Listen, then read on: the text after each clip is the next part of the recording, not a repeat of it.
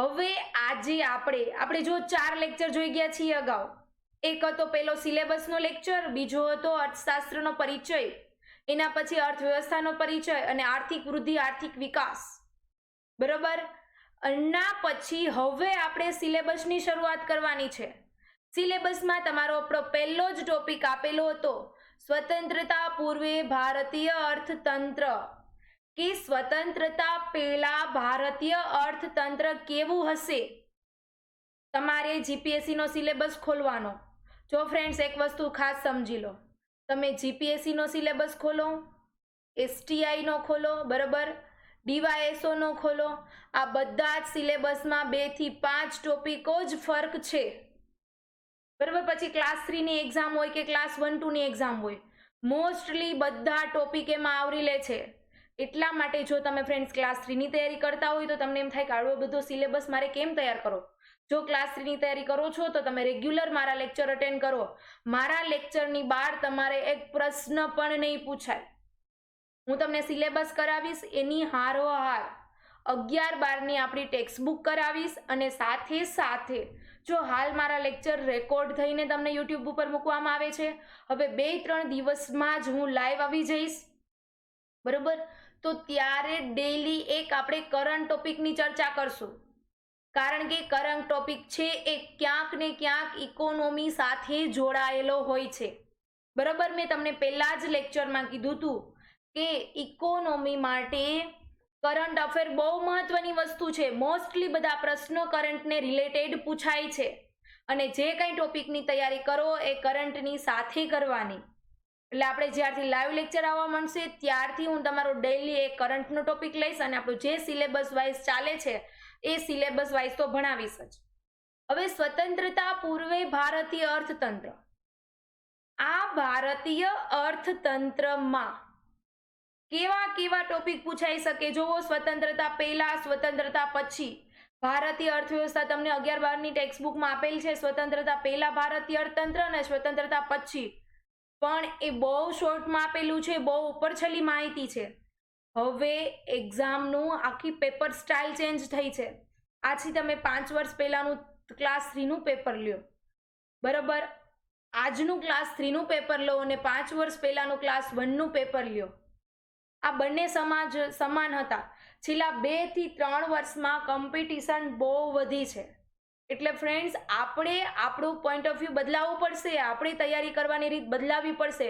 માત્ર ને માત્ર બુકો વાંચ્યા જ કરશું તો એક્ઝામ ક્રેક નહીં થાય. હારોહાર જૂના પેપરનું પણ સોલ્યુશન કરશું. આપણે ઇકોનોમીના જેટલા પ્રશ્નો છે આગલા જૂના પેપરમાં, એ પ્રશ્નો પણ હારોહાર સોલ્વ કરતા જશું. બરોબર. 4-5 લેક્ચર પછી આપણે એક લેક્ચર ટેસ્ટનું પણ આયોજન કરશું, જેથી કરીને તમને ખ્યાલ આવે કે ભાઈ આ 5 લેક્ચરમાંથી મને કેટલું આવડે છે. ડેઈલી કરંટ ટોપિક લેશું, એ કરંટ ટોપિકના પણ ટેસ્ટનું આયોજન કરશું. પણ તમારે એના માટે એટલું કરવાનું છે કે રેગ્યુલર મારા લેક્ચર અટેન્ડ કરવાના છે. જો લિંક તૂટી જશે તો એના પછીનો ટોપિક ભણવાની મજા નહીં આવે. ઘણી વખત એવું બને કે તમે લાઈવ નથી જોઈ શકતા, તો પછીથી તમે લેક્ચર જોઈ લો. યુટ્યુબમાં તમને લેટ્સ ક્રેક ગુજરાત ચેનલની હેઠળ મારા મળી જશે, અને મારી ટેલિગ્રામ ચેનલ છે રોહિણા સિલુ @unacademy. બરોબર. આમની આ ચેનલમાં તમે જોડાઈ જાઓ તો તમને મટીરિયલ પણ મળી જશે, બધા જ કોર્સનું PDF પણ મળી જશે, અને ક્યારે લેક્ચર છે, શું છે, એની માહિતી પણ મળી જશે. સ્વતંત્રતા પૂર્વે ભારતીય અર્થવ્યવસ્થા. સ્વતંત્રતા પહેલા ભારતની પરિસ્થિતિ કેવી હતી, એમાં આપણે કયા કયા ટોપિક ભણવાના છીએ. તો એક તો છે એનો પરિચય, બરોબર. બીજું, સ્વતંત્રતા પહેલા ખેતી કેવી હતી. જો અર્થતંત્રમાં 3 વસ્તુ હોય, બરોબર, અને એક તો રોજગારી હોય, એક આવક હોય, અને એનું માળખું હોય. હવે આ 3 વસ્તુ કેની સાથે જોડાયેલા છે, તો કે કૃષિ, ઉદ્યોગ અને સેવા. ભારતીય અર્થવ્યવસ્થાના ક્ષેત્ર કેટલા છે, તો કે ટોટલ 3 છે. કયા 3? કૃષિ, ઉદ્યોગ અને સેવા. હવે રોજગારી મેળવે છે તો પણ આ 3 ક્ષેત્ર સાથે જોડાયેલ છે, બરાબર, અને આવક મેળવે છે તો પણ આ 3 ક્ષેત્ર સાથે જોડાયેલ છે. એટલે અર્થતંત્રની સ્વતંત્રતા પહેલા ભણો કે સ્વતંત્રતા પછી ભણો, અર્થતંત્રમાં તમારે 3 વસ્તુ જ ભણવાની રહે: કૃષિ, ઉદ્યોગ અને સેવા. અર્થવ્યવસ્થાની કોઈ પણ બાબતનો સમાવેશ આ ત્રણમાં થઈ જાય છે. ત્રણ સિવાય કોઈ ચોથી વ્યવસ્થા છે નહીં. ચોથું ક્ષેત્ર આપવામાં આવેલું નથી. હવે ફ્રેન્ડ્સ આપણે જોઈએ સ્વતંત્રતા પૂર્વે ભારતીય અર્થવ્યવસ્થા. એમાં પહેલો જ જોઈએ આપણે એનો પરિચય જોશું. એમના પછી સ્વતંત્રતા પહેલા ભારતની ખેતી કેવી છે, સ્વતંત્રતા પહેલા ઉદ્યોગ ક્ષેત્ર કેવું છે, એના પહેલા વિદેશ વ્યાપારની સ્થિતિ કેવી હતી, સ્વતંત્ર પહેલા પણ શું દેશ વિદેશ વ્યાપાર કરતો હતો, એક દેશ બીજા દેશ સાથે જોડાયેલો હતો કે નહીં, એના અને સ્વતંત્રતા પહેલા એટલે કે 1947 પહેલા બ્રિટિશો દ્વારા કઈ કઈ રીતે શોષણ કરવામાં આવેલું છે એ કૃષિની સાથે જોતા જશું, ઉદ્યોગનું શોષણ ઉદ્યોગની સાથે જોતા જશું. બરાબર. ત્રણ ક્ષેત્રો છે કૃષિ, ઉદ્યોગ, સેવા. પણ સ્વતંત્રતા પહેલા માત્ર ખેતી અને ખેતી સાથે જોડાયેલા બધા ઉદ્યોગો, ખેતી અને ઉદ્યોગ આ બંને ક્ષેત્રનું મહત્વ હતું.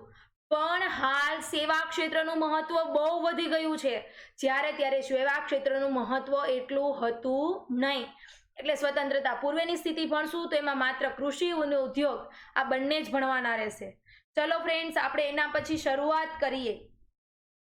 હવે આપણે સ્વતંત્રતા પહેલાની જો પરિસ્થિતિ ભણવી છે તો સ્વતંત્રતા પહેલાની પરિસ્થિતિ કેવી હતી એ આપણે બહુ અગાઉથી શરૂઆત કરીએ. જોઈએ તો ક્યાંથી શરૂઆત કરશું આપણે સ્વતંત્રતા પહેલાની સ્થિતિમાં? તો કે એક સમય એટલે બહુ જૂનો સમય, એક લ્યો ગુપ્ત યુગ અને બીજો લ્યો મુઘલ યુગ. બરોબર. અહીંયાથી જ આપણે અર્થવ્યવસ્થા ભણવાની શરૂઆત કરીએ ને. શા માટે હજી અંગ્રેજોથી કરવી જોઈએ? આપણે બહુ જૂની લઈએ. જો ગુપ્ત યુગમાં પણ અર્થવ્યવસ્થા હતી, એની સાબિતી કોના દ્વારા મળે છે? તો કે કૌટિલ્યનું અર્થશાસ્ત્ર, કૌટિલ્યનું અર્થશાસ્ત્ર. આ કૌટિલ્ય દ્વારા, ચાણક્ય દ્વારા લખાયેલું પુસ્તક છે. આમાં શું ઉલ્લેખ હતો? તો કે ભાઈ રાજાએ કઈ રીતે શાસન કરવું જોઈએ, રાજાએ દેશ કેમ ચલાવવો જોઈએ, લોકોની કલ્યાણલક્ષી કાર્ય કેમ કરવા જોઈએ, બરોબર, દેશનો વિસ્તાર કેમ વધારવો જોઈએ, અલગ અલગ પ્રકારની કૂટનીતિઓ આપેલી હતી. એટલે અર્થવ્યવસ્થા બહુ વર્ષો જૂની ભારતમાં છે. આવી જ રીતે ગુપ્ત યુગમાં પણ બહુ સારી અર્થવ્યવસ્થા હતી. જો અર્થવ્યવસ્થા સારી કઈ રીતે છે? શા માટે આગલા રાજા રજવાડોએ મોટી અર્થવ્યવસ્થા ઊભી ન કરી શક્યા?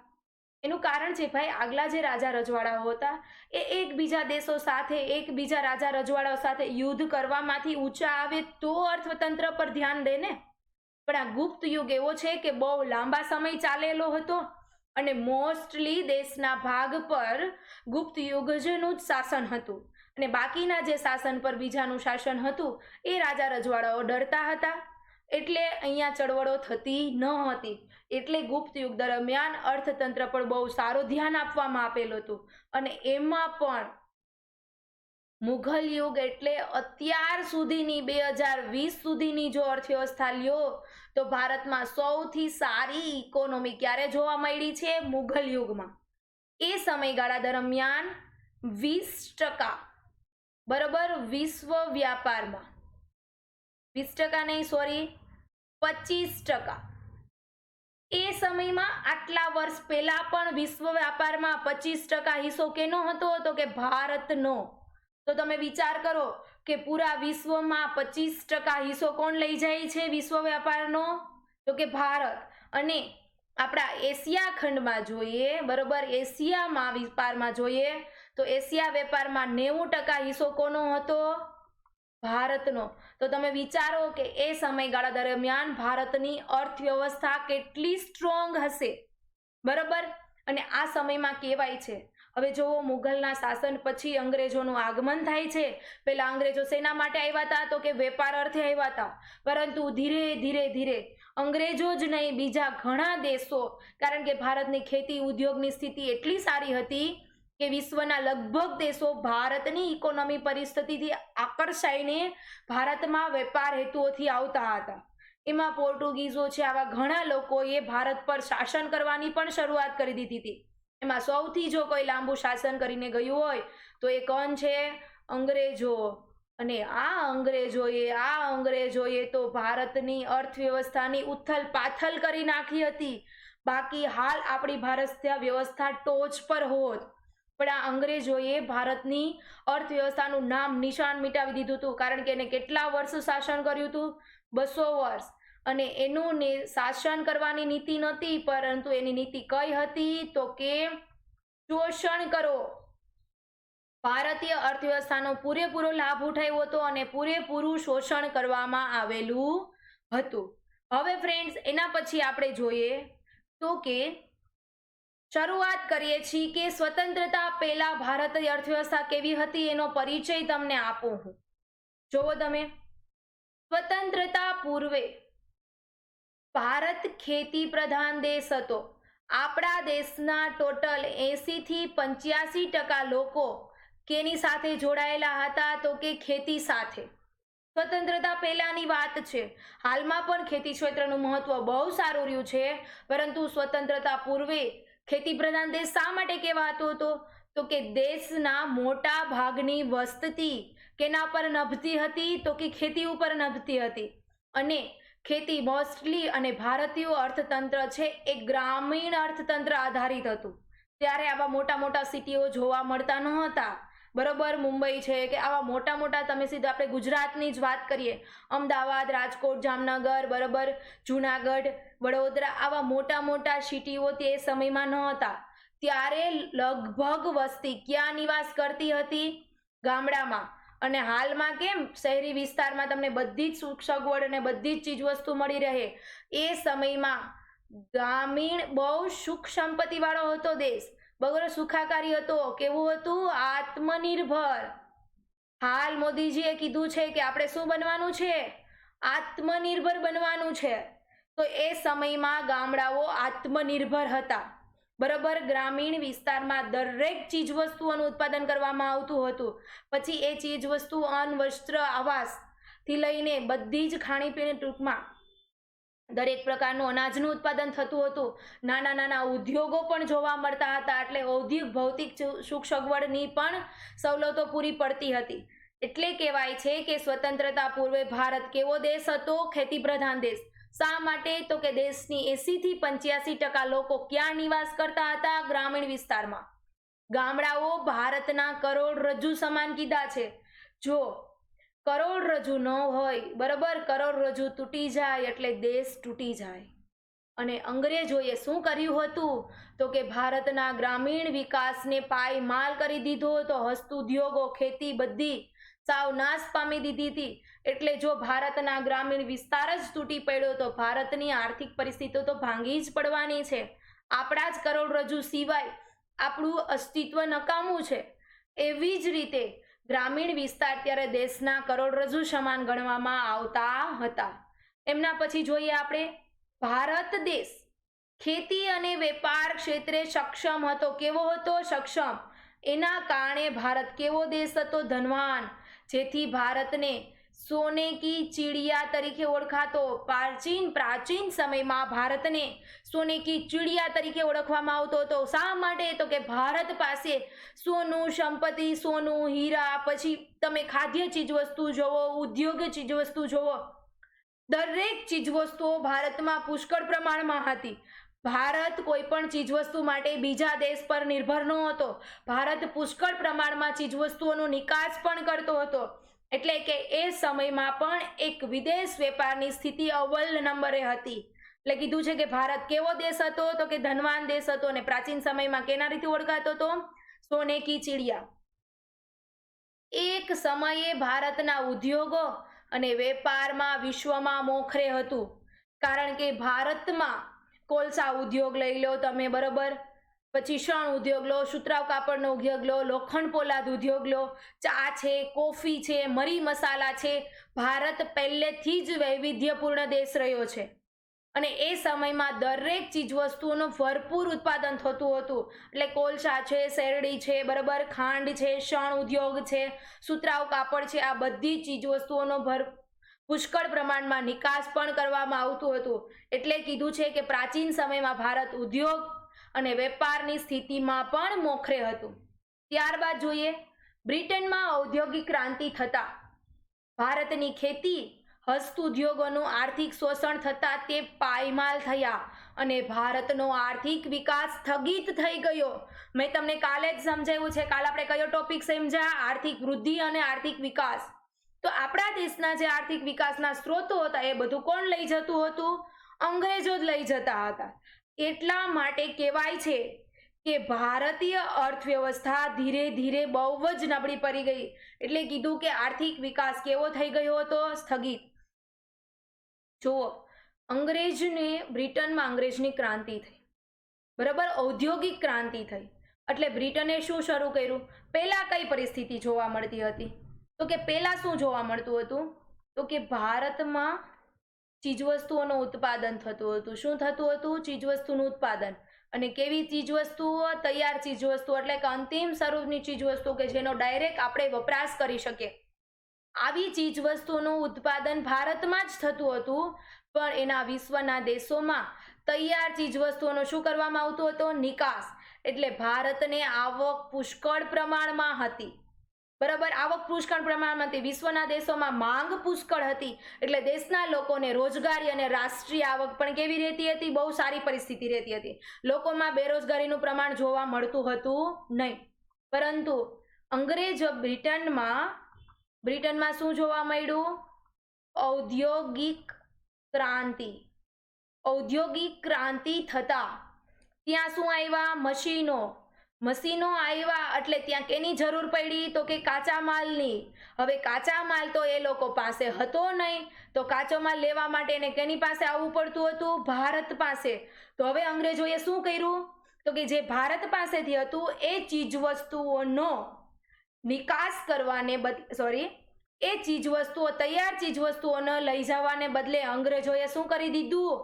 તો કે અહીંયાથી શું લઈ જવા માંડ્યા? કાચો માલ. હવે આ કાચો માલ ત્યાં બ્રિટનમાં જવા લાગ્યો અને બ્રિટનની મશીનરી દ્વારા તે ચીજવસ્તુનું ઉત્પાદન કરવામાં આવ્યું અને તે ચીજવસ્તુઓનો ફરીથી વેચાણ ક્યાં કરવામાં આવતું હતું? ભારતમાં. કારણ કે એ સમયમાં વિશ્વમાં સૌથી મોટી ઇકોનોમી ભારત પાસે હતી.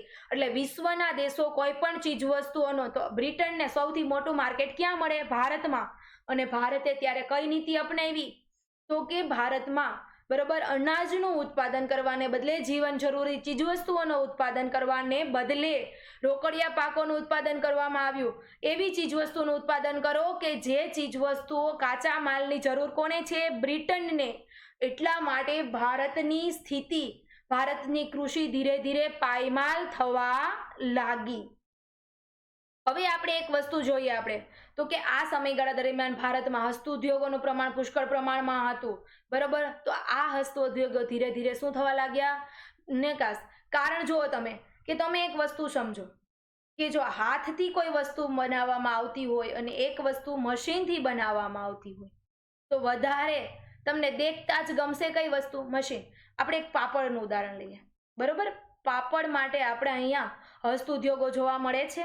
હવે એ પાપડ હાથ વણાટ છે, બરોબર. ત્યાં ઘણા કારીગરો દ્વારા એક ચીજ વસ્તુ બનાવવામાં આવે છે, તો એનો ક્યારેક આકારમાં બદલ થશે, એ ક્યારેક પતલું જાડો થશે.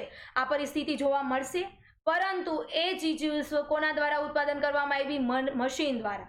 હવે હાથ વણાટથી ઉત્પાદન કરવામાં આવે એટલે એનો સ્ટોક ઓછો થાય, એનું ઉત્પાદન કેવું થાય? ઓછું. અને એની કિંમત કેવી જશે? વધારે. કારણ કે સમય અને મહેનત વધારે લાગે છે. જ્યારે આ મશીનનો ખર્ચો તો એક વખત છે અને મશીનની કાર્યક્ષમતા આપણા કરતાં કેવી હોય છે? વધારે. એટલે પુષ્કળ પ્રમાણમાં ઉત્પાદન થવા લાગ્યું. તો તમને એક્ઝામ્પલ આપ્યું પાપડનું. તમને જોતા હાથ વણાટની વસ્તુ ગમશે કે મશીનની? તો મશીનની જ ગમે, ઓબ્વિયસ. કારણ કે તમને મશીનથી છે એ એક આકારમાં હશે, એમાં કોઈ ફેરફાર જોવામાં નહીં મળે.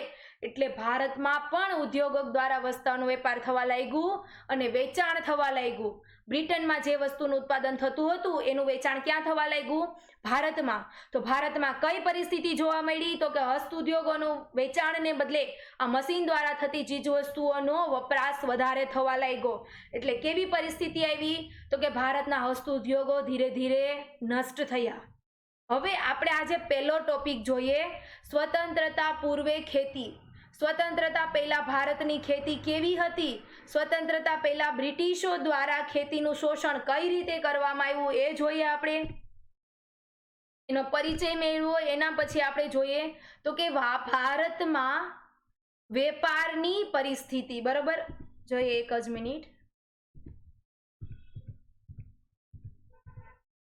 ભારતમાં કૃષિ ક્ષેત્ર શું જોવા મળશે? આપણે પહેલા કયો મેં પોઈન્ટ કીધો તો કે સ્વતંત્રતા પૂર્વે ભારતની કૃષિ ક્ષેત્ર કેવી છે એના વિશે અભ્યાસ કરશું.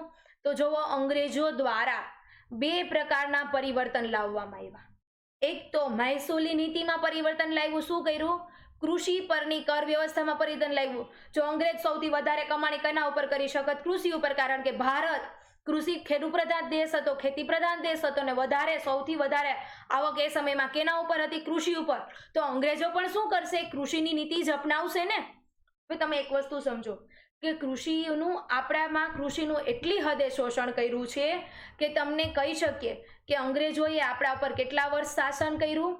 200 વર્ષ.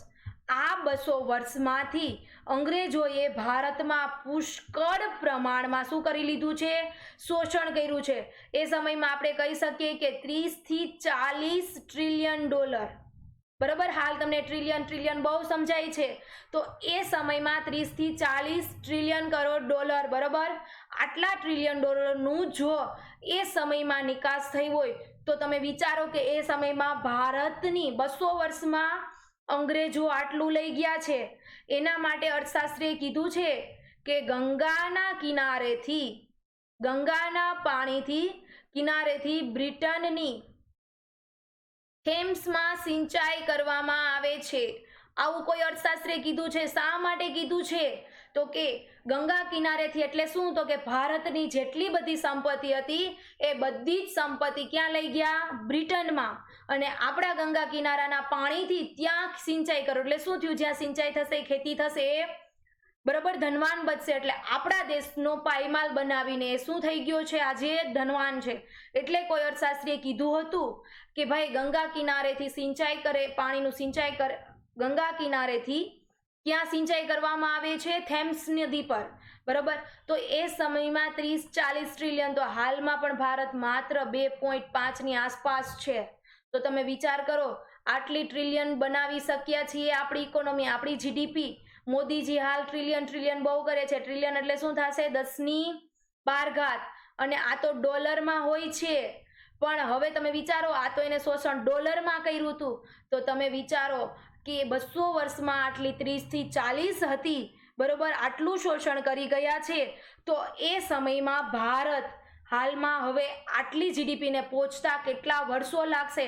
એટલે આ તમને મેં કોઈ ફિક્સ આઈડિયા નથી, આને કોઈ યાદ રાખવાનું જરૂર નથી. પણ મેં તમને માત્ર ને માત્ર શું આપ્યું છે? એક્ઝામ્પલ, જેથી કરીને તમને આઈડિયા આવે કે અંગ્રેજોએ ભારતમાંથી કેટલું શોષણ કર્યું છે. તમે જોવો, હવે પેલું આપણે જોવાનું હતું સ્વતંત્રતા પહેલા કૃષિ. તો અંગ્રેજોએ ભારતમાં બે પ્રકારના પરિવર્તન લાવ્યા કૃષિમાં. એક તો શું થયું? કૃષિ ક્ષેત્ર પર કૃષિની કર વ્યવસ્થા એટલે કે મહેસૂલી નીતિમાં પરિવર્તન લાવ્યા. કેમાં પરિવર્તન લાવ્યા? મહેસૂલી નીતિ. મહેસૂલી નીતિ 3 પ્રકારની લાવ્યા. પહેલા અંગ્રેજો વેપાર માટે આવ્યા હતા, ધીરે ધીરે હવે શું કરવા માંડ્યા છે? શાસન કરવા માંડ્યા. તો શાસન દરમિયાન એમને કર વ્યવસ્થામાં પરિવર્તન લાવ્યા. તો કર વ્યવસ્થામાં 3 પ્રકારની લાવ્યા. એક તો જમીનદારી, રૈયતવાળી અને મહાલવાળી. અને બીજું શું કર્યું એને? તો કૃષિનું શું કરી નાખ્યું? વ્યાપારીકરણ. હવે કૃષિ આપણા માટે વ્યાપાર નહોતો, આપણા ભારતના લોકો માટે કૃષિ એક જીવાદોરીનું સાધન હતું. એના દ્વારા લોકોનું સારું જીવન ધોરણ ચાલી રહ્યું હતું. હવે તમે વિચાર કરો કે આ સમયમાં કૃષિનું ભરપૂર શોષણ કરવામાં આવ્યું. એટલે કૃષિ પર કેટલા પરિવર્તન લાવ્યા? 2 પ્રકારના. એક કઈ? તો કે મહેસૂલી નીતિમાં પરિવર્તન લાવ્યું. મહેસૂલી નીતિ એટલે શું થયું? તો કે કૃષિ પરની કર વ્યવસ્થામાં પરિવર્તન લાવ્યા. અને બીજું કૃષિનું વ્યાપારીકરણ કરી નાખ્યું. બરોબર, જ્યારે કૃષિ આપણા માટે વેપાર નહોતું, આપણા માટે જીવાદોરીનું સંસાધન છે. હવે આપણે આગળ જોઈએ તો કે જમીનદારી વ્યવસ્થા જોતા પહેલા તમને એક એક્ઝામ્પલ આપું છું કે ભારતનું ખરેખર શોષણ થયું છે કે શું, એની સાબિતી આપીએ છીએ. તમે જુઓ તો કે ભારતમાં વિશ્વ વેપારની સ્થિતિ 18મી સદી દરમિયાન ભારતનો વિશ્વ વેપારમાં ફાળો કેટલા ટકા હતો? 25%. પણ 20મી સદી દરમિયાન એટલે કે અંગ્રેજોનું શોષણ થવા લાગ્યું એ દરમિયાન વિશ્વ વ્યાપારમાં એનો ફાળો કેટલો થઈ ગયો? માત્ર 3%.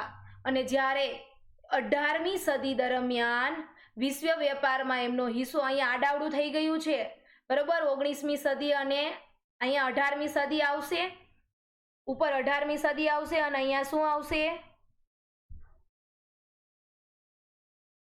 બરોબર. અહીંયા આડાવડું થયું છે કે 18મી સદી દરમિયાન કેવી પરિસ્થિતિ હતી,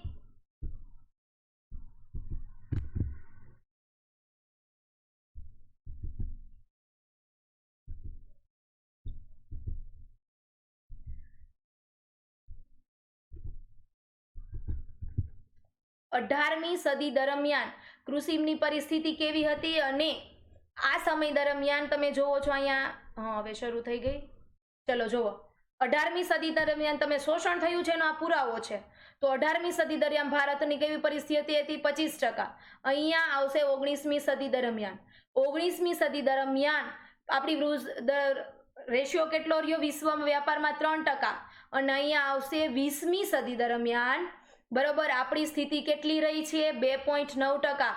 તો તમે સમજી શકો છો કે 20મી સદીમાં વિશ્વ વ્યાપારમાં ભારતની સ્થિતિ કેટલી રહી છે. ફરીથી એકવાર સમજાવું છું, અહીંયા મારે લખવામાં ભૂલ થયેલી છે. જુઓ, 18મી સદીમાં વિશ્વ વ્યાપારમાં ભારતની પરિસ્થિતિ કેટલી હતી, તો 25%. ક્યારની વાત છે આ, 18મી સદીની, બરોબર, 18મી સદી. અને આ ભારત છે અને આ બ્રિટન છે, એનું સરખામણી કરીને સમજાવું. 18મી સદીમાં વિશ્વ વ્યાપારમાં 25% હિસ્સો હતો, જ્યારે 20મી સદીમાં ભારતનો વિશ્વ વ્યાપારમાં હિસ્સો કેટલા ટકા રહ્યો, 3%. તમે જોવો 25% હતું, શોષણ કરીને આપણે માત્ર 3%એ પહોંચાડી દીધા. પણ બ્રિટનમાં તો કે 18મી સદી દરમિયાન, ત્યાં 18મી સદી દરમિયાન માત્ર એ લોકોનો વિશ્વ વ્યાપારમાં હિસ્સો કેટલા ટકા હતો, 2.9%. પણ આપણું શોષણ કરીને અહીંયાથી ધન સંપત્તિ ભેગી કરીને 20મી સદીમાં એ ક્યાં પહોંચી ગયા, 9%. તો તમે જોઈ શકો છો કે આપણે 25%માંથી 9%એ પહોંચાડ્યા અને એ લોકો 2.9માંથી 9%એ પહોંચી ગયા. બીજું ઉદાહરણ એનું છે ભારતમાં જીડીપી અને માથાદીઠ આવક. તો કે 18મી સદી દરમિયાન, બરાબર, 19મી સદીના પૂર્વાર્ધમાં, 1820 એટલે શું થયું, 19મી સદીના પૂર્વાર્ધમાં યુકેની સરખામણીમાં આપણી માથાદીઠ આવક કેટલી હતી, 31.20%, બરોબર. પણ એ ઘટીને 1870માં એ કેટલી થઈ ગઈ છે, તો કે 16.72%, એટલે કે 19મી સદીના ઉત્તરાર્ધમાં. અને 1913માં એ કેટલી થઈ ગઈ, 18.63. એટલે તમે અહીંયા જોઈ શકો છો કે ભારતનું શોષણ કેટલી રીતે થયું. હવે કૃષિ ક્ષેત્રે એ લોકોએ કર વ્યવસ્થામાં 3 પરિવર્તન લાવ્યા, જમીનદારી વ્યવસ્થા, રૈવતવાડી અને મહાલવાદી. હવે કૃષિ ક્ષેત્રે કઈ રીતે શોષણ થયું એનું આપણે પહેલો જોઈએ. જો આ ટોપિક તમને હિસ્ટ્રીમાં પણ ભણવામાં મળશે, પણ હિસ્ટ્રીની સાથે સાથે આપણા શોષણ કૃષિનું કઈ રીતે થયું છે, એ શોષણમાં આ મહેસૂલી નીતિનો બહુ મોટો ફાળો હતો. કારણ કે એના લીધે આપણી ઇકોનોમી ખોરવાઈ ગઈ હતી, દેશનું આર્થિક વ્યવસ્થા રૂકી ગઈ હતી. એટલે જમીનદારી વ્યવસ્થા આપણે અહીંયા ભણવી જરૂરી છે. આ જ ટોપિક તમને હિસ્ટ્રીમાં પણ ભણવામાં આવશે. તો પહેલા તો તમે જોઈએ આપણે તો કે 1895 દરમિયાન, આ સમય હતો 1765માં, જ્યારે અંગ્રેજોએ વેપાર કરવાને બદલે ભારતમાં શાસન કરવાની શરૂઆત કરી દીધી. એટલે કે 1765 દરમિયાન બંગાળ, બિહાર અને ઓડિશા આ દીવાની સત્તા એમને રાજા રજવાડાઓ પાસેથી મેળવી લીધી હતી. એટલે 1765માં બંગાળ, બિહાર અને ઓડિશાના વિસ્તારમાં એમને મહેસૂલ ઉઘરાવવાની સત્તા કોને મળી ગઈ, કંપનીને. હવે તમે જુઓ, અંગ્રેજોએ કંપનીને આ સત્તા મળી ગઈ એટલે પહેલા તેને શું કર્યું, શરૂઆતમાં જે કર રાજા રજવાડાને મળતો હતો એ જ નીતિથી એ લોકો ઉઘરાવવાની શરૂઆત કરી. પણ એમાં એમને નુકસાન હતું, કારણ કે રાજા રજવાડાએ દેશના વિકાસમાં જોતા હતા, પ્રજા પાસેથી પુષ્કળ પ્રમાણમાં કર ઉઘરાવવામાં નહોતા આવતા. એ માટલો એટલો જ કર ઉઘરાવતા હતા કે જેથી કરીને પ્રજાનું કલ્યાણલક્ષી કાર્ય થઈ શકે. પણ હવે એને શું કર્યું, તો કે એને પહેલા શરૂઆતમાં કર ઉઘરાવવાની શરૂઆત કરી. 1765માં એમને સત્તા મળી ગઈ એટલે જમીનદારી વ્યવસ્થાનો એક પહેલો સુધારો લાવ્યા, એ જમીનદારી વ્યવસ્થા. એ આલોને સુધારો ગણાવતા હતા. ખરેખર આપણા માટે આ શું હતું? શોષણ. તો મેં પહેલી નીતિમાં ફેરફાર કર્યો તો કઈ હતી? જમીનદારી. એને 1793માં લોર્ડ કોર્નવાલિસ, આ યાદ રાખજો, મહેસૂલી પ્રથા કોના દ્વારા લાગુ પાડવામાં આવી? તો કે 1793માં લોર્ડ કોર્નવાલિસ દ્વારા એવી મહેસૂલી વ્યવસ્થા ઊભી કરવામાં આવી કે જેમાં કંપનીને વધુ ને વધુ કર નહીં પણ જમીનદારો પાસેથી મળતી મહેસૂલી દર હંમેશા કેવો રહે? સમાન રહે. બરોબર. આ એને જે ભાગ જીતેલો હતો એ ભાગમાં એના અમુક ટકા વિસ્તારમાં એને આવી વ્યવસ્થા લાગુ પાડી દીધી. કોને લાગુ પાડી? તો કે 1793માં. કોના દ્વારા? તો કે લોર્ડ કોર્નવાલિસ દ્વારા. બરોબર. એવી મહેસૂલ વ્યવસ્થા ઊભી કરી તો કે કઈ? તો કે એને વધારે ને વધારે કર નહોતો જોતો, પરંતુ એમને હંમેશાને માટે સમાન કર જોતો હતો. જુઓ, જમીનદારી વ્યવસ્થા એટલે શું? તો લોર્ડ કોર્નવાલિસ અહીંયા શું કર્યું? તો કે આ કર એ ડાયરેક્ટ ખેડૂત પાસેથી નહોતો મેળવવા જતા, પરંતુ ભારતના જમીનદારો પાસેથી, જમીનના માલિકો પાસેથી વસૂલ કરવામાં આવ્યું. અહીંયા એને શું કર્યું?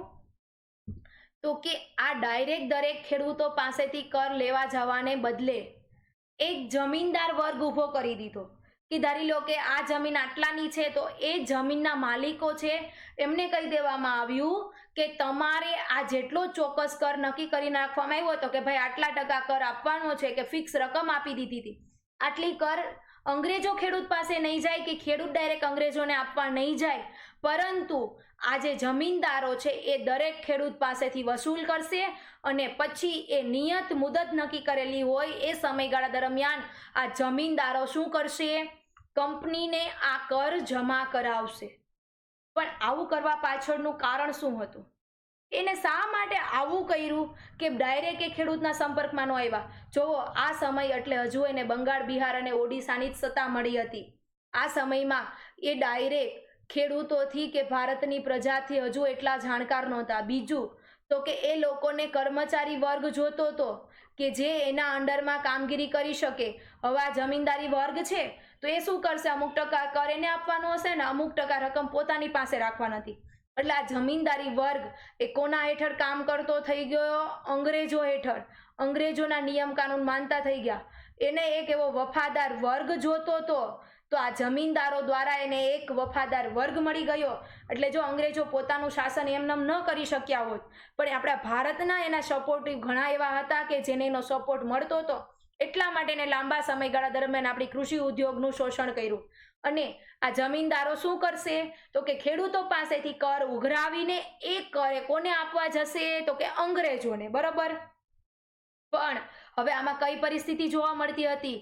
તો કે ઘણી વખત પેલા અહીંયા જુઓ, કંપનીને જમીનદારો પાસેથી નિયત સમયમાં કર વસૂલ કરવા માટે સૂર્યાસ્તનો નિયમ લાગુ કર્યો. કયો નિયમ? તો કે સૂર્યાસ્તનો નિયમ. જો મેં બહુ ડિટેલમાં ભણાવ્યું છે તમને, પહેલા તો બહુ ઓછી જગ્યાએ એવું બનતું હશે કે સ્વતંત્રતા પૂર્વેનો અર્થવ્યવસ્થા તમને ભણાવવામાં આવતી હશે. જે મોકો તમને અહીંયા મળ્યો છે તો આ લેક્ચર અટેન્ડ કરવાનું ભૂલશો નહીં. એમના પછી આપણે જોઈએ તો કંપનીને જમીનદારો પાસેથી નિયત સમયમાં કર વસૂલ કરવા માટે કયો નિયમ લાગુ પડ્યો? સૂર્યાસ્તનો. જુઓ, જમીનદારોને શું કર્યું હતું? અંગ્રેજોએ ચોક્કસ સમય આપી દીધો હતો કે આ સમયગાળા દરમિયાન તમારે ગમે રીતે એ તમારે જોવાનું છે. ખેડૂતો પાસેથી તમારે કર વસૂલ કઈ રીતે કરવો? તો જમીનદારો એ ખેડૂતો પાસેથી કર વસૂલ કરીને ચોક્કસ સમય હતો કે કોઈ ચોક્કસ તારીખ આપી દીધી હોય કે આ તારીખમાં એને રકમ અંગ્રેજો પાસે જમા કરાવવાની છે. સૂર્યાસ્તનો નિયમ એટલે શું? તો ધારી લો કે જે કોઈ ચોક્કસ તારીખ નક્કી કરી છે એ તારીખ દરમિયાન, ધારી લો કે પહેલી તારીખ નક્કી કરી છે, આ મહિનો નક્કી કર્યો છે, એ તારીખનો સૂર્યાસ્ત થાય એ પહેલા જમીનદારોએ શું કરવાનું? અંગ્રેજોને કર જમા કરાવી દેવાનો. બરોબર. જે મહેસૂલ ભેગો કર્યો છે ખેડૂતો પાસેથી એ જમા કરાવી દેવાનો. જો આ સમય દરમિયાન સૂર્યાસ્તના નિયમ પહેલા એટલે કે સૂર્યોદય થાય એ પહેલા જે તારીખ આપેલી છે એ તારીખનો સૂર્યાસ્ત થાય એ પહેલા જમીનદારોએ અંગ્રેજોને કર જમા કરાવવો પડતો હતો. પણ જો ઘણી વખત એવું બનતું કે જમા ન કરાવી શકતા, શું કરતા? જમીનદારો જમા ન કરાવી શકતા તો જમીનદારો પાસેથી એ જમીન છીનવી લેવામાં આવતી હતી. હવે આ ત્રણ રીતે શોષણ થતું હતું. પહેલા તો અહીંયા કેનું શોષણ થતું હતું તો કે ખેડૂતોનું. ખેડૂતોને કર વસૂલ કરવા માટે એના ઉપર કોણ શોષણ કરતું હતું? જમીનદારો. બરાબર, એના પર આકરા પગલાં લેતા હતા. હવે જમીનદારો જો કર વસૂલ ન કરી શકતા તો એના ઉપર આકરા પગલાં કોણ લેતું હતું તો કે અંગ્રેજો. કારણ કે જમીનદારોની જમીને છીનવી લેતા હતા અને એ કોઈ પણ બીજા જમીનદારને આપી દેવામાં આવતી હતી, વેચાણ કરી દેવામાં આવતી હતી. એટલે જમીન કર વસૂલીના પગલાં પણ બહુ હતા. તો અહીંયા બીજી બે વસ્તુ હતી. એક તો શું કર્યું અંગ્રેજોએ? ફિક્સ રકમ નિર્ધારણ કરી દીધી. હવે ફિક્સ રકમ નિર્ધારણ કરી દે એટલે શું થાય? તો ઘણી વખત દુકાળની પરિસ્થિતિ આવે, ઘણી વખત એ વર્ષે સારી મોસમ ન રહી હોય, બરોબર, કે કુદરતી આફતો આવી પડતી કે જે સમયગાળા દરમિયાન ખેડૂત પાક ન લઈ શકતા, ઉલટાના એ લોસમાં જતા. પણ તો પણ ખેડૂતોએ અંગ્રેજોને તો કર આપવાનો જ, એવું આ નક્કી કરો તો ફિક્સ કરવાથી આ એક બહુ મોટું નુકસાન થતું હતું ને ખેડૂતનું શોષણ થતું હતું. કે જેવી પરિસ્થિતિ હોય, ખેડૂતને કેટલું ઉત્પાદન થયું છે, કેટલું થયું છે, એ કાંઈ જોવામાં આવતું નહોતું. તો વધારે થશે તો એ ખેડૂતની રકમ, બરાબર, એને જેટલી મહેસૂલ એના કરતાં જો સારી મોસમ મળે તો એ ખેડૂતે રાખવાની રકમ. પણ જો ખરાબ પરિસ્થિતિ હોય, જે વર્ષ દરમિયાન ખેડૂતને આવક ન મળી હોય, તો પણ ખેડૂતોએ શું કરવું પડતું હતું? આ રકમ જમા કરાવી દેવી પડતી હતી. એટલા માટે અહીંયા ખેડૂતોનું ભરપૂર શોષણ થતું હતું. એના માટે 1895માં, બરોબર, 1895માં એક નિકોલસ નામના અર્થશાસ્ત્રી થઈ ગયા છે. નિકોલસ, બરોબર, એ નિકોલસ ક્યાંના હતા તો કે અંગ્રેજ જ હતા એ પણ. છતાં પણ એને ભારતમાં કેટલું, ફેડરિક નિકોલસે ભારતમાં કેટલું શોષણ થયું છે એનો અભ્યાસ કર્યો હતો. તો કે એ સમયમાં કહી શકાય છે કે માત્ર બંગાળમાં જ આ જમીનદારી પ્રથા અપનાવવાથી 45 કરોડ પાઉન્ડ, કેટલી રકમ થઈ? 45 કરોડ પાઉન્ડ. હવે તમે વિચારો, આ રકમ એટલે બહુ મોટી રકમ છે. ખેડૂતો પર 45 કરોડ પાઉન્ડનું દેવું થઈ ગયું હતું. એટલા માટે ખેડૂતોએ જમીન વેચવી પડતી હતી અને જમીન તો ખેડૂતો છે એ જમીન વગરના થઈ ગયા હતા અને જમીન ખેડૂતોની પરિસ્થિતિ બહુ ખરાબ જોવા મળતી હતી. ભલે એ અંગ્રેજ હતા છતાં પણ એને આઈડિયા આપ્યો હતો કે ખેડૂતોનું કેટલું શોષણ થયું છે. બીજું જોઈએ, હવે એ જે કર વસૂલ કરવામાં આવતો હતો ને, બરાબર, અહીંયા શું કીધું છે કે જે કર વસૂલ કરવામાં આવતો હતો એ કરના 10/11 10મો ભાગ કોને આપી દેવાનો હતો? અંગ્રેજોને. અને 11માંનો 1 ભાગ એ જમીનદાર પોતાની પાસે રાખતા હતા. તો તમે વિચાર કરો તો આમાં ખેડૂતો પાસે વધે શું? તો આનાથી થતું હતું શું? તો કે ખેડૂતો છે એ પોતાના ખેતીનો વિકાસ નહોતા કરી શકતા. જો તમને એક્ઝામ્પલ આપું, બરાબર, ધારી લ્યો કે એને 100 રૂપિયાનું આપણે લઈએ છીએ કે 100 રૂપિયાનું ઉત્પાદન થયું છે ટોટલ. આટલું ન હોય, આ તો એક્ઝામ્પલ છે. એમાંથી 45 કોણ લઈ જતું હતું? અંગ્રેજો લઈ જતા હતા, બરાબર. અને 15 કોણ લઈ જતું હતું? ખેડૂતો લઈએ. તો ટોટલ કેટલી રકમ થઈ ગઈ? 60% તો થઈ ગઈ. હવે એમની પાસે માત્ર 40% હિસ્સો વધ્યો. તો આ 40%માં એને પોતાના પાક ઉત્પાદન કરવા માટે ખેતી પાછળનો જે કાંઈ ખર્ચો થશે, પોતાનું જીવન નિર્વાહ માત્ર આ 40%માં. આ 60% રકમ તો મહેનત વગરના ઓલા લોકો લઈ જતા હતા. અને અંગ્રેજોને જમીનદારો પાછા ખેતી વિકાસ પાછળ તો કોઈ ખર્ચા કરતા જ ન હતા. એટલે ખેતીનું ફૂલ શોષણ થયું. હવે થાતી કેવી પરિસ્થિતિ કે આ 40%માં તો ખેડૂતો માંડ પોતાનું ગુજરાન ચલાવી શકતા હતા. તો એ ક્યારેય ખેતીનો વિકાસ ન કરી શકતા. એટલા માટે આપણી કૃષિ શું થઈ? ભાંગી પડી, બરાબર. તમે દર વર્ષે ખેતીમાંથી ઉત્પાદન કરતા જ જાઓ, જમીનના પોષક તત્વો ચૂસાતા જશે, બરાબર, એના પોષક તત્વો નાશ પામી જશે. જો તમે દર વર્ષે એમાં ખાતર પાણી નાખતા રહેશો તો બીજા વર્ષે તમને ઉત્પાદન સારું મળશે. પણ અહીંયા તો ખેડૂતોની એટલી પરિસ્થિતિ ઇકોનોમિકલ એટલા તો એ કેપેબલ નહોતા કે એ શું કરી શકે? અંગ્રેજોને કે ખેતીનો વિકાસ કરી શકે. એટલે ખેત ઉત્પાદકતા પણ દર વર્ષે કેવી જવા માંડી? નીચી.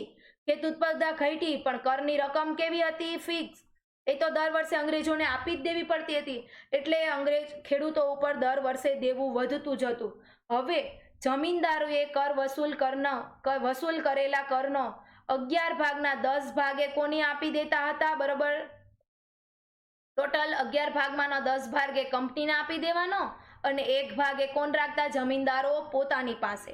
બરોબર. એના પછી જમીનદારી વ્યવસ્થા ક્યાં ક્યાં લાગુ પાડવામાં આવી હતી? તો કે 5 જગ્યાએ છે. બંગાળ, બિહાર, ઓડિશા, બનારસ અને ઉત્તર કર્ણાટક. આ 5 જગ્યાએ જમીનદારી વ્યવસ્થા લાગુ પાડવામાં આવી હતી. અને એના પછી તો કે ખાસ યાદ રાખવા જેનો પોઈન્ટ છે, 19% બ્રિટન ભૂમિ ભાગ પર જમીનદારી પ્રથા લાગુ પાડવામાં આવી હતી. કેટલા ટકા? તો કે અંગ્રેજોએ જેટલો ભાગ પર શાસન કરતા હતા ને એ ભાગના કેટલા ટકા? 19%. બંગાળ, બિહાર, ઓડિશા, બરોબર, આ છે એ સમયમાં અંગ્રેજોના હેઠળ હતું, તો એના કેટલા ટકા કીધું? 19%. અહીંયા ખાસ યાદ રાખો, જો એમસીક્યુમાં તમને એમ પૂછાઈ શકે કે કેટલા ટકા ભૂમિ ભાગ પર જામીનદારી પ્રથા લાગુ પાડવામાં આવી હતી? એમાં 2 ઓપ્શન હોઈ શકે. એક ઓપ્શન કયો આવે? 19% બ્રિટન ભૂમિ ભાગ, અને બીજો ઓપ્શન એવો હોય કે 19% ભારત ભૂમિ ભાગ. જો આ બંને જવાબ તમે પેલો 19 દેખો ને એટલે ટીક કરીને આવતા રહ્યો. આજ તમે એક્ઝામમાં શું કરી જાઓ છો? ભૂલ કરી જાઓ છો. ખરેખર તમારે આવું કરવાનું છે જ નહીં. બરાબર. અહીંયા શું કીધું કે 19% ભૂમિ ભાગ એક્ઝામ દેતી વખતે ખાસ હવે જીપીએસસીમાં એમસીક્યુ એવા પ્રકારના કાઢે છે કે તમારે એ પ્રશ્નને જ પહેલા તો 2 વાર વાંચવો પડે છે. એ પ્રશ્ન તમને કેવા શું માગે છે, એમાં 3 શબ્દથી જ આનો મિનિંગ સમજાઈ જતો, પણ એવો લાંબો કરીને મૂક્યો હોય, એવો લાંબો કરીને મૂક્યો હોય કે આપણે વાંચવામાં જ કન્ફ્યુઝ થતા હોઈએ કે આ છે શું. એટલા માટે કહું છું કે એમસીક્યુ વધારે ને વધારે સોલ્વ કરો. જેમ તમે વધારે એમસીક્યુ સોલ્વ કરશો, જેમ તમે વધારે જૂના પેપર સોલ્વ કરશો, એમ તમને એક્ઝામમાં બહુ મોટો ફાયદો થતો હશે. બાકી થશે શું? તમને આવડતું હશે બહુ સારું, પણ તમે એ સારી રીતે ત્યાં એક્ઝામમાં ઇનપુટ આપી શકશો નહીં, તમને સારું આઉટપુટ મળશે નહીં. એટલે જો અહીંયા તમને એક એક્ઝામ્પલ આપું, તમને એમ પૂછે કે કેટલા ટકા ભૂમિ ભાગ પર જમીનદારી વ્યવસ્થા લાગુ પડી હતી, એમાં એક ઓપ્શન આપી દે તમને બ્રિટન. જો એ તમને સમજાવું, અહીંયા તમને એક એમસીક્યુ પૂછે છે કે કેટલી ભૂમિ ભાગ પર જમીનદારી પ્રથા લાગુ કરી હતી. બરોબર. અંગ્રેજો દ્વારા કેટલી ભૂમિ ભાગ પર? તો એક ઓપ્શન એવો હોય કે 19% ભારત ભૂમિ ભાગ પર. બરોબર. બીજો ઓપ્શન તમને એમ આપી દે 19% બ્રિટન ભારત ભૂમિ ભાગ પર, અને તમને ત્રીજો ઓપ્શન આપી દે અને બી બંને કે એક પણ નહીં, આવું આપી દે. આપણે ખાસ અહીંયા ખાલી 2 જોવાના છે. તો તમને શું કરશો? 19% જોશો ને એટલે સીધો એ ટીક કરીને આવી દેશો. પણ આ તો શીખું 19% ભારત ભૂમિ ભાગ પર, એટલે ટોટલ ભારતનો ભૂમિ વિસ્તાર છે એના 19% થયા. પણ ખરેખર અહીંયા જવાબ શું આવે છે? તો 19% બ્રિટન ભારત ભાગ પર, ભારતના જે ભાગ પર અંગ્રેજો શાસન કરે છે ને એ ભાગના કેટલા ટકા? 19%. જો આ એક એક્ઝામ્પલ આપ્યું છે, ખાસ આ વસ્તુની કાળજી રાખવી. હવે આપણે જોઈએ જમીનદારી પ્રથામાં. તો જમીનદારી પ્રથામાં કઈ રીતે શોષણ થતું એ તમે જોયું. હવે એક વસ્તુ ફરીથી તમે સમજી લો કે જમીનદારી પ્રથા કોના દ્વારા લાગુ પાડવામાં આવી હતી? તો કે 1793માં. કોના દ્વારા? લોર્ડ કોર્નવોલિસ દ્વારા. બરોબર. અને આમાં આ ભાગ કોના દ્વારા વસૂલ કરવામાં આવતો હતો? તો કે ડાયરેક્ટ ખેડૂત કે અંગ્રેજો ખેડૂત પાસેથી કર વસૂલ નતા કરતા હતા, પણ એને વચ્ચે મીડિયેટર તરીકે જમીનદારોને રાખ્યા હતા. એટલે જમીનની માલિકીનો હક અહીંયા કોને આપી દીધો તો? જમીનદારોને આપી દીધો તો. જમીનદારો શું કરતા હતા? ખેડૂતો પાસેથી કર વસૂલ કરીને અંગ્રેજોને આપતા હતા. એ જેટલો કર વસૂલ કરેલો છે એનો 11 ભાગનો 10 ભાગ કોણ કરતા હતા? જમીનદારો પોતાની પાસે. 10 ભાગ એ જમીનદારો અંગ્રેજોને આપતા હતા અને 1 ભાગ શું કરતા હતા? પોતાની પાસે રાખતા હતા. હવે આ કઈ જગ્યાએ લાગુ પાડવામાં આવી હતી? તો કે 5 ક્ષેત્રમાં: બંગાળ, બિહાર, ઓડિશા, બનારસ અને ઉત્તર કર્ણાટક. અને કેટલી બ્રિટન ભારત ભૂમિ પર લાગુ પાડવામાં આવ્યો હતો? તો કે 19%. બહુ ઇઝી છે, પણ આ મારે સમજાવવું એટલા માટે હતું કે કૃષિનું કઈ રીતે શોષણ થયું. તો એક તો શું થયું? જમીનદારી કર વ્યવસ્થાને કારણે મહેસૂલી નવી નીતિ લાવી, એના દ્વારા શું થયું? શોષણ. હવે બીજી કર વ્યવસ્થા કઈ લાવ્યા? તો કે રૈયતવાળી. રૈયતનો મિનિંગ શું થાય? કિસાન. કિસાન એટલે કે ખેડૂત, અને ખેડૂત વ્યવસ્થા પણ તમે કહી શકો છો. હવે એક વસ્તુ તમે જુઓ, રૈયતવાળી વ્યવસ્થા કોના દ્વારા લાગુ પડવામાં આવી? તો કે ખેડૂતો દ્વારા. હવે એક વસ્તુ ત્યાં અમે સમજી લો ખાસ, કે રૈયતવાળી વ્યવસ્થા એટલે શું? જમીનદારી પ્રથામાં શું હતું? તો ડાયરેક્ટ ખેડૂતો છે એક અંગ્રેજોને જ કર જમા કરાવવા નતા જતા, પણ કોણ જતું હતું? તો કે જમીનદારો વસૂલ કરતા હતા. પણ અહીંયા શું કર્યું? ડાયરેક્ટ ખેડૂત. આ વ્યવસ્થાને શું કીધું ખબર? અંગ્રેજોએ જો જમીનદારી પ્રથા આવી ને એટલે એના બહુ બધા વિરોધ થયા, એટલે એવું કીધું કે ચલો કૃષિમાં અમે સુધારો લાવીએ છીએ. પણ આ સુધારો નહોતો, આ તો શું હતું? શોષણ હતું, શોષણ. બરોબર. આ ચોકલેટ આપવાની વાત હતી, ખરેખર ચોકલેટ હાથમાં આવી નહોતી, પણ ખાલી આપવાની વાતો જ કરી હતી મોટી મોટી. તો અહીંયા કીધું છે કે અહીંયા ડાયરેક્ટ કોને બનાવવામાં આવ્યા? તો કે માલિકોને રાખવામાં આવ્યા જમીનના, ખેડૂતને. અને આમાં કેન્દ્ર સ્થાન ઉપર કોણ હોય છે? ખેડૂત. તો આ કોને લાગુ પાડી હતી? તો કે 1820માં ટોમસ મુનરો અને કેપ્ટન રીડ. ટોમસ મુનરો અને કેપ્ટન રીડ, આ બે વ્યક્તિ દ્વારા રૈયતવાળી વ્યવસ્થા લાગુ પાડવામાં આવી હતી. આ એક પ્રકારની કર વ્યવસ્થા જ છે. પેલી કઈ હતી? જમીનદારી. બીજી કઈ આવી? રૈયતવાળી. ક્યારે લાગુ પાડવામાં આવી? તો કે 1820માં. હવે આમાં શું કરવામાં આવતું હતું? તો કે આ વ્યવસ્થામાં સીધા ખેડૂતો પાસેથી જ કર વસૂલ કરવામાં આવતો હતો. કેના પાસે કરવામાં આવતો હતો? ખેડૂત પાસે. ખેડૂત ડાયરેક્ટ કોને આપતા હતા? અંગ્રેજોને. હવે જો અહીંયા આ વ્યવસ્થા શા માટે લાગુ પડી? તો કે મદ્રાસ, બોમ્બે, બરોબર, આ જે જગ્યાએ લાગુ પાડવામાં આવી હતી, એ મદ્રાસ, બોમ્બે, આ બધા વિસ્તારમાં એવા કોઈ મોટા જમીનદારો જોવા મળતા ન હતા. બરોબર, કે જેની જાજી જમીન કે જે આનું હેન્ડલિંગ કરી શકે. ત્યાં મોસ્ટલી નાના ખેડૂતો અને મિડલ ખેડૂતો હતા. એટલા માટે અહીંયા શું કરવામાં આવ્યું? તો કે રૈયતવાળી વ્યવસ્થા. બીજું થતું હતું એવું, અહીંયા એક બીજો અંગ્રેજોને ફાયદો એ દેખાતો હતો. જો એ તો મેક્સિમમ જ કર વસૂલ કરતા હતા, પણ જમીનદારી વ્યવસ્થામાં શું હતું? તો કે એક ફિક્સ રકમ હતી કે જે ખેડૂતને નક્કી કરીને કહી દીધી હોય કે તમારે આટલા રૂપિયા સરકારને જમા કરાવવાના છે. પછી એ દુકાળની પરિસ્થિતિ હોય, બરોબર, કે અતિરેકની પરિસ્થિતિ હોય, અતિવૃષ્ટિ હોય, અનાવૃષ્ટિ હોય, કે જે દરમિયાન ખેતીનું ઉત્પાદન ન થયું હોય, એ સરકાર નહોતી જોતી. એને તો તમે જે પરિસ્થિતિ થાય એટલી રકમ આપવાની. ઉત્પાદન ન થયું હોય તો પણ કર્જ કરીને પણ તમે આને રકમ ચૂકવો.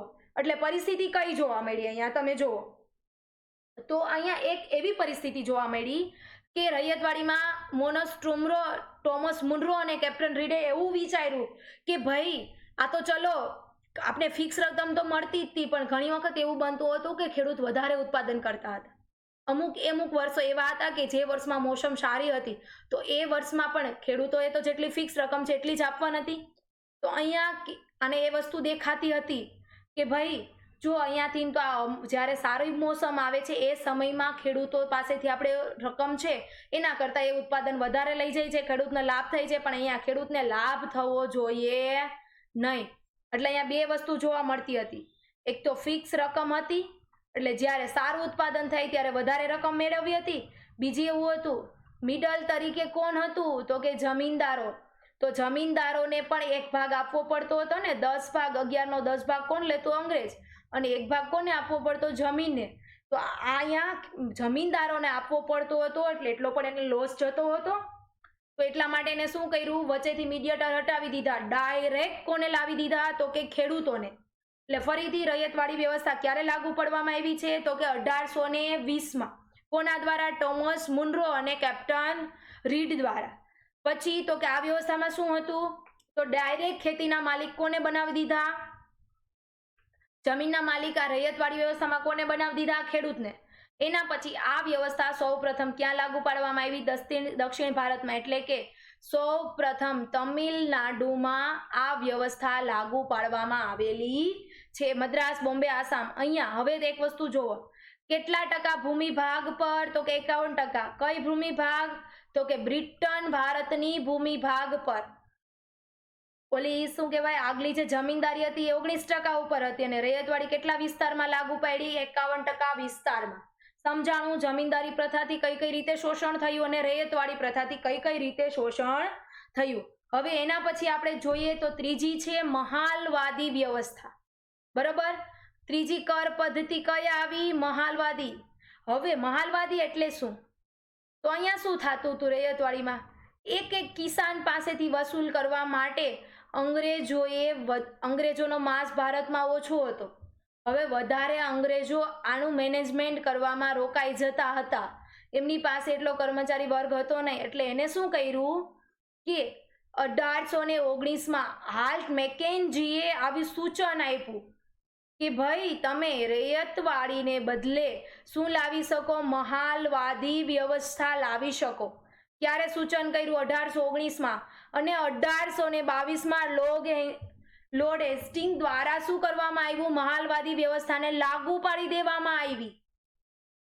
અને પૂરા ગ્રામ, હવે આ વ્યવસ્થામાં શું હતું તો કે પૂરા ગ્રામ સમુદાયમાં જો કર તો ગામડેથી જ વસૂલ થતો હતો, કારણ કે ભારતની 80 થી 85% વસ્તી ક્યાં નિર્ભર હતી? ભારત ગામડે વિસ્તારમાં. તો કે ગ્રામ્ય વિસ્તારના ટોટલ ગ્રામ સમુદાયનો કર વસૂલવાનો બરોબર જવાબદારી કોને સોંપી દે? મુખીને. કે ભાઈ એક ગામડું છે, એ ગામડાનો કોઈ એક મુખી નીમવામાં આવતો અને પૂરા ગ્રામ્ય વિસ્તારના મુખી છે એ બધા પાસેથી કર વસૂલ કરીને કોને જમા કરાવતું હતું? તો કે કંપનીને. હવે આમાં થાતું શું હતું? ધાર્યું કે હાલ તમે ગ્રામીણ વિસ્તારનો મુખ્ય કોને કહી શકીએ? આપણે સરપંચ છે. એવી જ રીતે ત્યાંનો કોઈ મુખી હશે. એટલે અહીંયા શું થતું કે એક એક ખેડૂતોનું જોવાનું ન રહેતું. એક ગ્રામીણ વિસ્તાર ગ્રામ સમુદાયનો જે મુખી હોય એ બધા જ ની કર વસૂલ કરીને સરકારને જમા કરાવતો. પણ અહીંયા જમીનની માલિકી તો કોને હતી? બરોબર, ખેડૂતની જ હતી. પણ અહીંયા પણ એવું થતું હતું કે જો એ કર વસૂલ ન કરી શકે તો જમીન તો અહીંયા પણ જાતી હતી. બીજું, 3 ક્ષેત્ર પર લાગુ કરવામાં આવી હતી: પંજાબ, ઉત્તર પ્રદેશ અને મધ્યપ્રદેશ. અને કેટલી ભૂમિ ભાગ પર? 30% ભૂમિ ભાગ પર મહાલવાદી અર્થવ્યવસ્થા લાગુ પાડવામાં આવેલી હતી. જો હવે થાતું શું? મહાલવાદી અર્થવ્યવસ્થા. હવે ડાયરેક્ટ ખેડૂત પાસેથી વસૂલ કરવામાં આવ્યું ને, એટલે કઈ પરિસ્થિતિ જોવા મળી? તો એક તો શું થાય કે ભારતમાં બરોબર એક વ્યક્તિની આ જમીન છે, પછી એના 2 સંતાન છે કે 3 સંતાન છે, તો એની પાસે 15 હેક્ટર જમીન છે, તો અહીંયા એક સરખા એના ભાગ પડશે. બરોબર. હવે આ જમીનના ભાગલા પડ્યા એટલે કૃષિ ક્ષેત્ર શું થઈ ગયું? ઘટી ગયું. તો પેલા તો શું પડે છે? જમીનના ભાગલા. બીજી પરિસ્થિતિ શું જોવા મળી? ભાગલા પડ્યા એટલે જમીનની ઉત્પાદકતા ઘટી. બરોબર, દરેક વ્યક્તિ પાસે જમીન ઉપર વ્યક્તિનું ભારણ વધ્યું પણ ઉત્પાદકતા ઘટી. હવે ઉત્પાદકતા ઘટી એટલે શું થયું? તો કે કાર્યક્ષમતામાં શું થયો? ઘટાડો. તમારી પાસે એટલી આવક જ નથી મળતી કે જેથી તમે જમીનમાં સુધારો લાવી શકો. એટલે અને આના લીધે શું થયું? ઉત્પાદકતા વધી. હવે કર વસૂલ કરવામાં આવતો હતો એટલે અહીંયા શક્તિશાળી કોણ બની ગયું? મુખી. બરોબર, જમીન છીનવી લેવામાં આવતી હતી, મુખી શક્તિશાળી બનતો ગયો અને ભારતના ખેડૂતો જમીન વિહોણા બનતા ગયા.